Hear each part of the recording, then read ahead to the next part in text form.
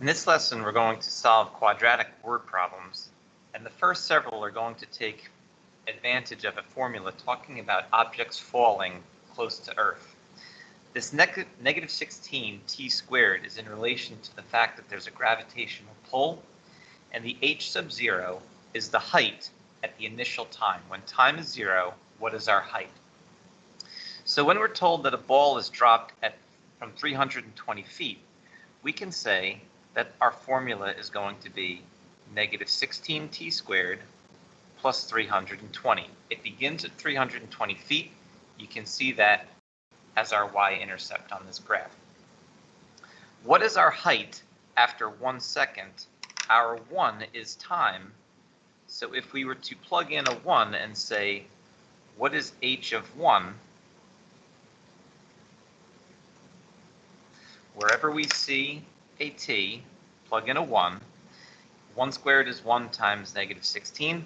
So when we plug in a 1, out is going to come 320 minus 16, so 304 feet. After 1 second, we will be 304 feet off the ground, and that is a point on our graph. We can ask the same basic question when we come to 10 seconds. If we plug in a 10, we're going to get 10 squared, 100, times negative 16. So we're going to get negative 1600 plus 320. That's going to give us negative 1280 feet after 10 seconds. Now, in the context of the problem, think about that. The parabola may go forever. We may be able to do this algebraically, but it doesn't make sense. Assuming this is like a bouncing ball, we're going to drop, and then we're going to continue onward, but we're not going to go underground. So, because this doesn't make sense, we can lead to the conclusion that the object will not be in the air for more than 10 seconds, and the parabola is suggesting that.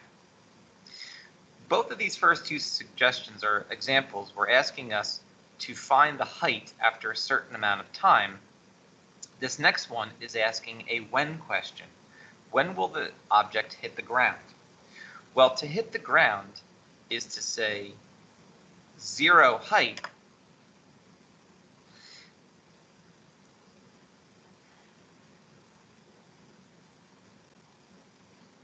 and we're wondering, what's the t value there?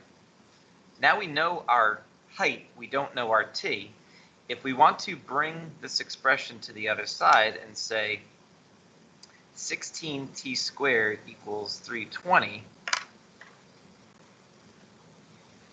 it works relatively nicely that we can divide by 16 and come up with t squared equals 20. And when we go to solve this algebraically, we should get a plus or minus radical 20, and you can say that that's 2 radical 5. But first of all, people don't tend to speak about 2 radical 5 seconds, and also we can disregard the negative. That would be in relation to this x-intercept, but we're not going into negative time. We're not falling backwards. So we can say that t is going to be roughly equal to, after you grab a calculator, about 4.47 seconds. Our x-axis is talking about time, so after 4.47 seconds, roughly, we are going to have a y value, a height, of 0. What are the domain and the range in the context of this scenario? If we just simply looked at this equation, our domain would go from negative to positive infinity, and our range would come from negative infinity up to the maximum. But if you think of this as being some kind of boulder on top of a cliff that has been there for millions of years and then finally it falls, time does not start until this event unfolds. So our domain, where we're talking about time, is going to go from 0 to when the object lands 4.47 seconds later. For our range, we're thinking about height, and it goes in reverse order. When we have a time of 0, we have a height of 320. Time of 4.47, we have a height of 0. But we express our values from small to high, so we would say from 0 to 320.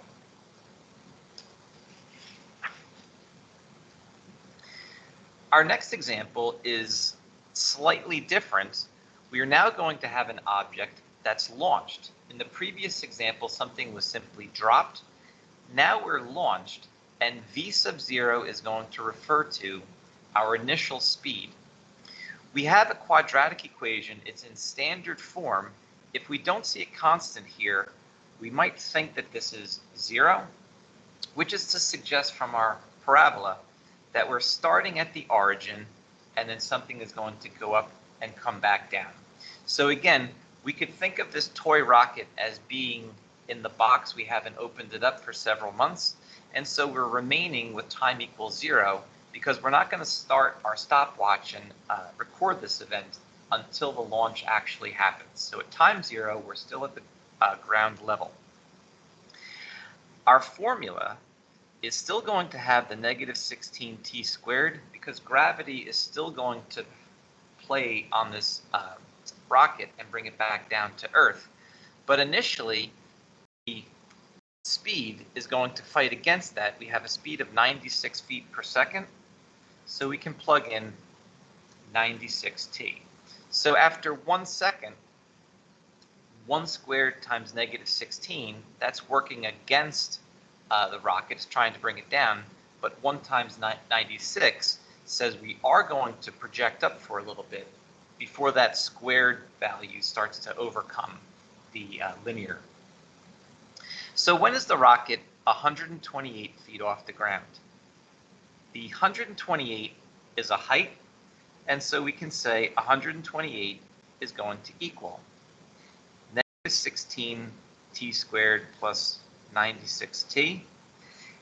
We'd like to get this to become a trinomial, and I'm going to suggest we bring everything to the left side. It doesn't particularly matter, but it gives us a positive coefficient for our leading term here.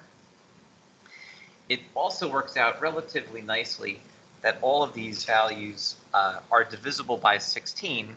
So if we factor out the 16, we are left with t squared minus 6t plus 8. That's going to become a nice trinomial for us to factor. We know that we're going to need t and t. We want to multiply to get a positive 8 and add to get a negative 6, so we need both of our signs to be the same, both negative signs. And if we go with 2 and 4, hopefully you can work that through and see that that's going to give us both a product of 8 and a sum of negative 6. And our zero product property is going to tell us that t could either equal 2 or t could equal 4. So what does that mean in the context of the problem? If we can just estimate about where 128 feet is and come across, there are 2 answers at 2 seconds and at 4 seconds, on the way up and on the way down. During our interval of increase and decrease, both times we pass through 128 feet. Our next question, what's the rocket's maximum height? That occurs at the vertex. So there are multiple ways to go about solving. If we're in standard form, one method is to say that our axis of symmetry is at negative b over 2a. So when we look back up at our formula, that's the opposite of 96 divided by 2 times negative 16. That's going to be negative 96 divided by negative 32. And that's going to equal 3. X equals 3. Remember, we're talking about time here. So after 3 seconds, we're going to hit our maximum height. But the question is, what is the maximum height? So when we return to our formula,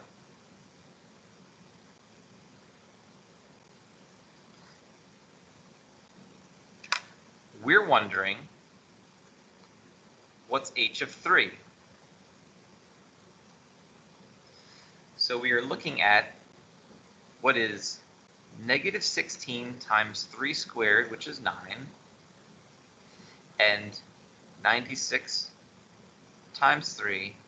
When we work this out, we're going to come to 144. H of t, remember the vertical axis is the height, so we are talking about 144 feet. There is a point on our graph, 3, 144.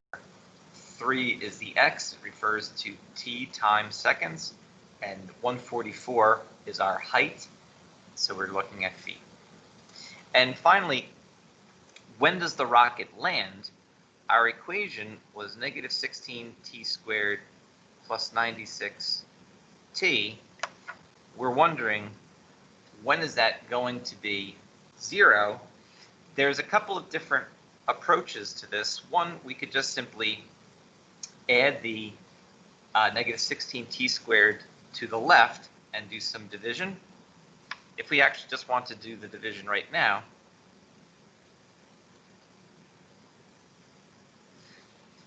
both of these terms have a t in them. They're also divisible by 16. And we should be able to say that 0 is equal to t minus 6. And so our object, our toy rocket here, is going to land after 6 seconds.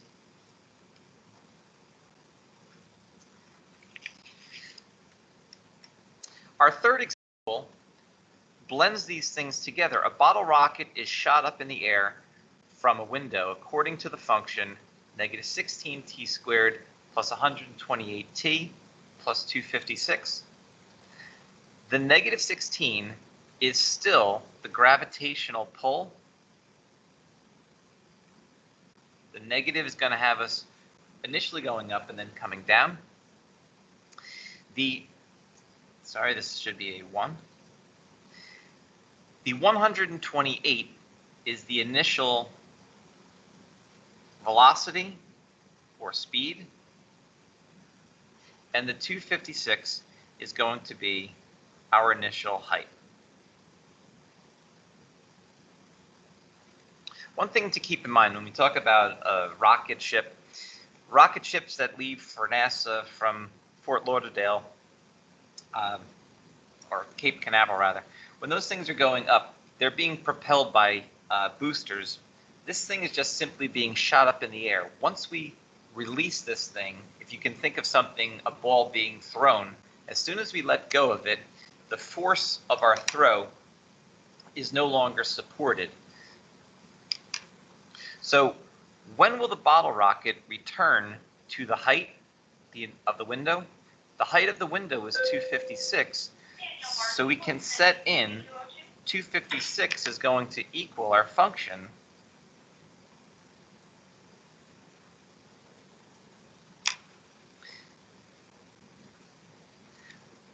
and if you notice both sides of the equation have the 256, then we are looking at 0 equals negative 16t squared plus 128t. And once again, similar to the last problem, both of these terms here are divisible by negative 16. They also are divisible by t. When we do this, we'll come out to t equals 8. When you look at your graph here, we are saying that after 8 seconds, we will still be, or we will return to being 256 feet off the ground. Look how quickly we are going to descend from 256 down to 0. The slope is increasingly becoming negative, whereas if we went over the same relative amount of time higher up towards the vertex, it would be a rather gradual slope. Just a couple of other quick problems with regard to using some technology. And it isn't so much that we're going to ask you to use the technology here, but be able to understand what's going on and interpret a little bit. A good graphing calculator is the TI-84, and there are ways to do something called a linear or quadratic regression, in this case quadratics, because we want the parabolic shape. When information is given to us, like the average temperatures in Randolph, New Jersey, it doesn't mean that every day of the month in January is 34.5 degrees. It's the average. And it doesn't mean that we don't have warm or cold spells. Obviously, we know it's going to be warmer in the summer than in the winter, so we have this parabolic curve, but you can see that things are outlying a little bit. To take this information and convert it into tables is a relatively easy thing to do, and there will be videos for you to watch on how to do that. And we can graph scatter plots rather easily. But if we try to connect these points, we might get the sense of a parabola. It's not a perfect one, but there is a parabola of best fit, a best fitting quadratic model. To do that, we let the calculator do the work for us. And I know that this is some small script here, but after we perform a quadratic regression, the calculator is going to generate for us values of A, B, and C, and it's going to tell us something called R squared. And the R squared is going to be the coefficient of determination, which is going to tell us just how closely does this parabola fit the points. And I know this is small, but it's telling us that R squared is equal to 0.95951. It has a few more values there. The closer and closer we get to 1, the closer we get to being a perfect parabola capturing all of the points. What we're saying here is that we are basically 95.95% accurate. That's what that R squared is telling us. And therefore, it's pretty close to being 100%. Some good predictions. We could say, although these are averages, this is the middle of June when we get 84.2. What if we wanted to go to like 6.8? What if we wanted to go towards the end of June? We could plug in that value and we could see where we're located. So when we're asked, when is the temperature going to be 50 degrees in Randolph? What's a good prediction? One method is for us to say y equals 50. Have that line graphed and see where things intersect. There's also a feature that allows us to find the point of intersection between two curves, in this case the parabola and the line, and you'll notice that it happens twice. So you'll have to do the process twice, but it tells us for this problem that our answer, or answers, are roughly 3.03, 50 and 11.15, 50. The 50 should be no surprise because we plugged in y equals 50, but it's telling us towards the beginning of March and the beginning of November, we should be hitting those temperatures.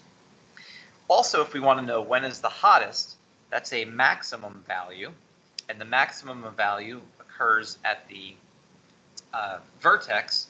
Remember, the maximum value is going to be like an HK if we're in vertex form, and we're talking about time and temperature. So when is a time temperature? There are ways to calculate. I know this is a very small word here, but the maximum, when you do the calculation with the TI-84, gives us 7.09, 83.87.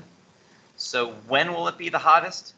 in early July, if we asked what will be the hottest temperature on average, it would be 83.87 degrees. Finally, some television prices based upon their sizes are listed here in inches and dollars. And can we predict what the cost of the television would be if it was a 30-inch television? So on Desmos, I created a table, got a scatter plot, and saw that this is having a parabolic shape as well. When I ran through the quadratic regression, it gave me my R2 value as 0.9862. It had a few more digits, but it's telling me that we're about 98% accurate when we draw this parabola.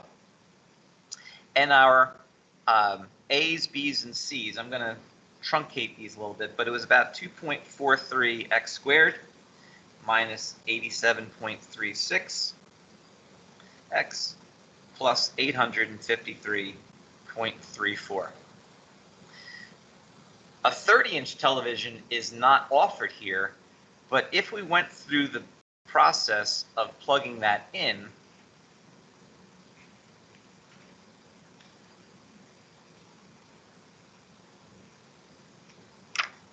wherever we see x, it comes out to about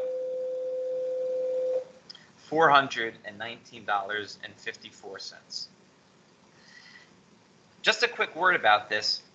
That's a good prediction. It seems to fit in between 27 and 32 inches and 270, 209 at $495. Within this body of known information, we can interpolate and make some pretty good predictions as to what prices will be in that area. What's much more difficult is when we move outside beyond our known information. Like, would it make sense for a 4-inch television to cost about $500? I don't know. I'm not even sure that they make a 5-inch television. And I'm not sure that as we get smaller and smaller, the prices will increase. And if you understand how things are growing according to this parabola, if we went out to a 50, 100, 150-inch television, would we be in the hundreds of thousands, millions of dollars? I don't think so. And so this information is good and it's accurate for a short while, but that doesn't mean that we can go and extrapolate out into much longer, larger. So those are for solving quadratic word problems. There are homework problems that correspond. I think they're a little bit easier. Good luck with them, and please feel free to ask questions whenever they arise.